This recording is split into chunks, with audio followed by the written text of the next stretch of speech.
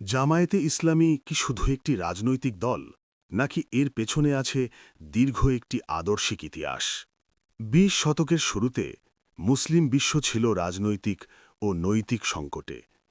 ইসলাম অনেক জায়গায় শুধু ব্যক্তিগত ইবাদতের মধ্যে সীমাবদ্ধ হয়ে পড়েছিল। এই প্রেক্ষাপটে ১৯৪১ সালে ভারতের লাহোরে ইসলামী চিন্তাবিদ মাওলানা আবুল আলা মওদুদী প্রতিষ্ঠা করেন জামায়াতে ইসলামী।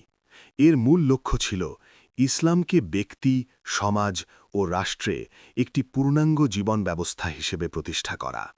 জামায়াতে ইসলামী বিশ্বাস করে আইন, শিক্ষা, অর্থনীতি ও রাজনীতি সবকিছু নৈতিকতার ভিত্তিতে পরিচালিত হওয়া উচিত। এ কারণে এটি নিজেকে একটি আদর্শভিত্তিক আন্দোলন হিসেবে দেখে। ১৯৪৭ সালে ভারত বিভক্তির পর জামায়াতে ইসলামী ৩টি অঞ্চলে আলাদা সংগঠনে রূপ নেয়: ভারত, পাকিস্তান এবং পূর্ব পাকিস্তান।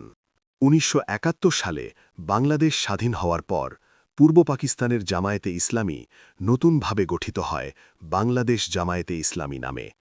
আপনি যদি মনে করেন জামাত ইসলামী শুধু বাংলাদেশের একটি রাজনৈতিক দল, তাহলে ভুল করেছেন। জামাতের রয়েছে বিভিন্ন দেশে বিভিন্ন শাখা। ভারতে রয়েছে জামাত ইসলাম হিন্দ, পাকিস্তানে রয়েছে জামাত ইসলাম পাকিস্তানি, ভারতের কাশ্মীরে রয়েছে জামাত ইসলামী কাশ্মীর, এছাড়াও শ্রীলঙ্কায় রয়েছে জামাত ইসলামী শ্রীলঙ্কা।